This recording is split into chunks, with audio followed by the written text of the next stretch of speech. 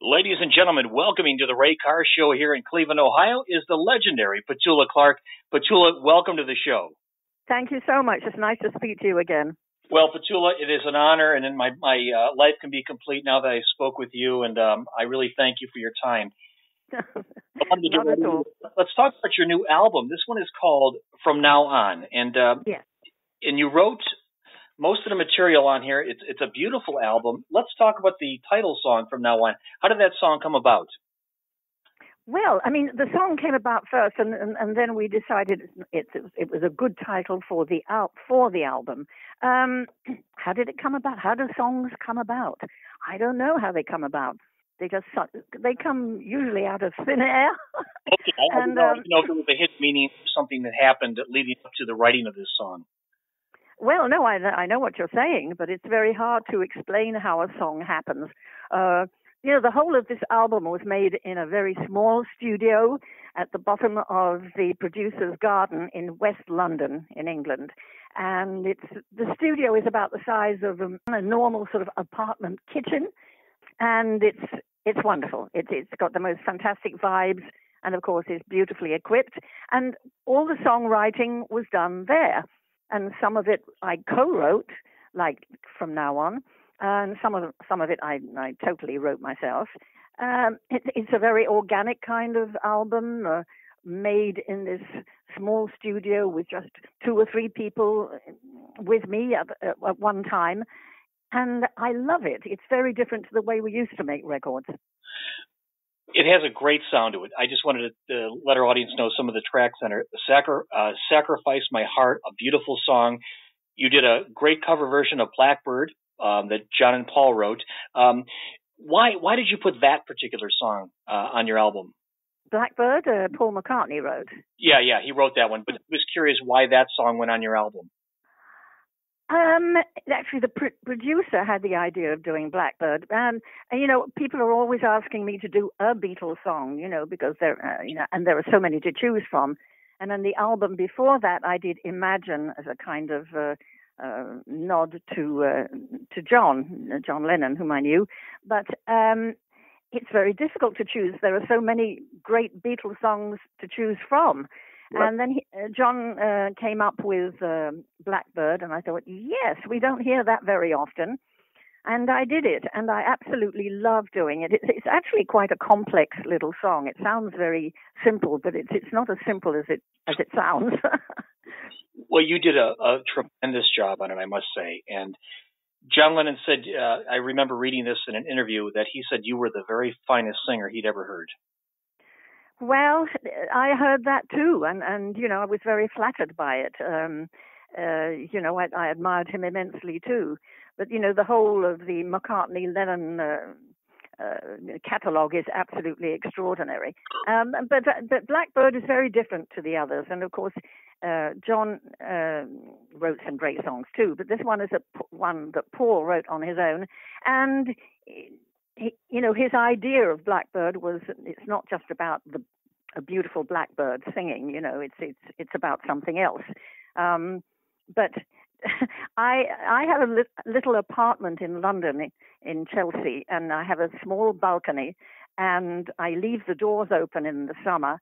And almost every night, I have a blackbird who comes and sits on my balcony and sings. I have a feeling that he's singing for me. Oh, my. So I tried to record him so that I could use him on this track, but my technical skills are not that great. So we had to use a BBC Blackbird. Wow, it sounded fantastic. And also I noticed you did Fever, which is a favorite of mine from the 50s. Yes, well, of course, I was a great fan of Peggy Lee when I was growing up, and I knew all her tracks from Black Coffee, those great, all of that stuff. And so when John suggested I do this, I said, no, I can't do that. That's Peggy's song. And he said, well, maybe we could do it a little differently. I said, well, I don't know.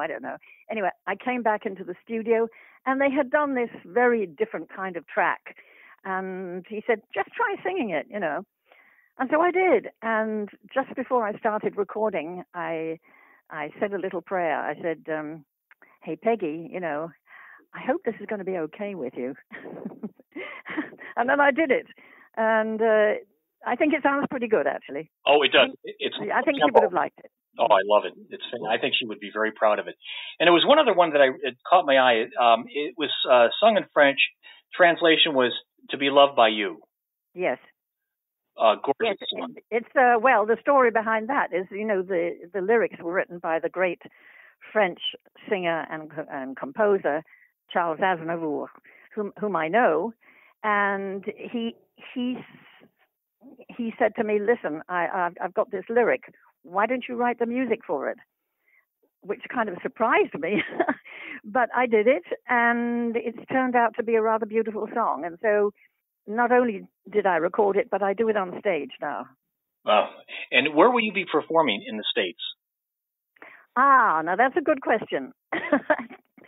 I just did a UK tour, which was great. I had a wonderful time, and we do all the old songs, but we'll do the new ones as well. And it was a great mixture. There's talk of maybe doing something in the spring, but I can't give you any more details about it because I don't have them yet. Okay, but I'm sure they'll be out by early February or March, I'm sure. I think so. It's got a little bit messy because there's also a European tour coming up, which would coincide with the American tour. So at the moment, we have to untangle everything. Of course, I would love to come back to the States to sing. Oh, we'd love to have you. I just wanted to ask you a few more points. You did a duet with Claude François doing My Way, and you said that was the original version of that song. And I did some research on that, and I found the video of it, and I didn't realize that you two had recorded that before anybody else did. Well, I don't know about that. It was a hit in France first, called Comme d'habitude, and Claude François had the big hit with it. I did it with Claude on a television show. I think I was playing piano. Is that the video you've seen? Yeah. That was it. Yeah. And then it was taken over by Paul Anka, who wrote the amazing lyric "My Way," and of course the rest is history. And it was turned into a huge world hit. But originally it was a French song. That's very true. It's tremendous. I'd never heard that before. And the one thing that I really wanted to know, because you are my favorite singer, and you've been around for a long time, and I mean that in the most positive way, how are you able to survive the music industry and be able to still put out incredible material all these years? I don't know how to answer that, really. The thing is that I really love singing, and I love doing what I do, and I think I'm very lucky to still be doing it. And I don't know. There is no answer to that. I don't try to sound like someone else. I think you have to be true to yourself and hope that the audience goes along with you. And so far, they have. So that's the only answer I can give you. Well, and you're very genuine, and I think that's really what people hear when they hear Downtown and they hear Don't Sleep in the Subway, Sign of the Times, all these songs and all your new ones. They hear the genuine honesty that comes out of your mouth, that, people hear that and they really gravitate to you. And there's one song in particular that I think I read that it was one of your favorites too. I Couldn't Live Without Your Love. That was one Yes, I do love that song. Yeah, it's one of my favorites out of that whole group of songs that you mentioned. And I never get tired of singing it. In fact, I love all of those Tony Hatch songs. He wrote some great things for me. And, I saw him recently when I did my concert in London, and he was there, and it was great to see him again. That's wonderful. And, just a couple more things. I just wanted to mention that you also rejected a few songs, including the song Feelings that Morris Albert ended up doing. Yes, I'll never live that one down. Well, it just didn't touch me. That's not where my mind was at that time. And I've sung it a couple of times since, but it's, I don't have any regrets about missing that one. No, I agree with you. I think that you've made all the right choices. Petula Clark, our special guest here on the Ray Carr Show. Petula has a brand new album out called From Now On, a wonderful album. We mentioned a few of the tracks earlier. And the one final track I would like to mention on the album, Never Let Go. You're one of the composers on this, along with Stephen Lang. Yes. Yes. Well, I wrote the lyric for it, and I think it's the last track on the CD, and it's not what you call a great song. I think it's an interesting song.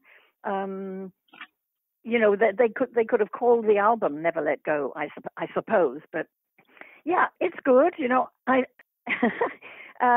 a song which is very simple and straight and direct, and a lot of people seem to like it. Well, you've done very well. Petula, thank you. And you've meant a lot to me in my entire life, and I want you to know how important your music has been, and God bless you. That's so nice of you. Thank you. And you too. And please stay healthy. Well, yes. And best to you. Thank you. Bye-bye. Bye-bye.